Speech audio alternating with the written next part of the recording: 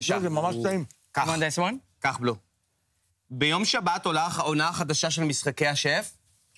וואו. ספרו קצת על החוויה מהצד שלכם, אולי דווקא מהצד של אשתו של מתמודד. מה, איך היה להיות אשתו של מתמודד בעונה?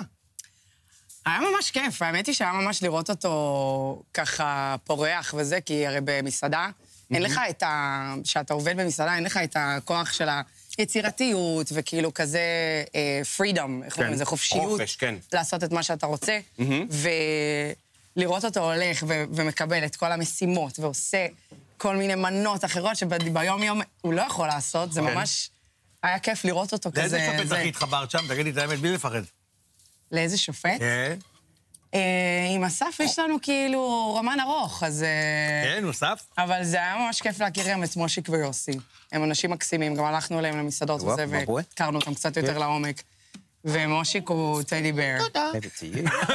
הוא כבר לא טדי בר. הוא כזה... מושיק בעונה הזאת... אבל בלב שלו הוא טדי בר. נכון, אבל בשבוע הבא אתם הולכים לראות מושיק אחר. הוא חתיך. מדובר ברבע ממשקלו של... הוא באמת רבע ממי שהיה מושיק. הבן שלך קריד מאכיל אותי פה בקובאנה.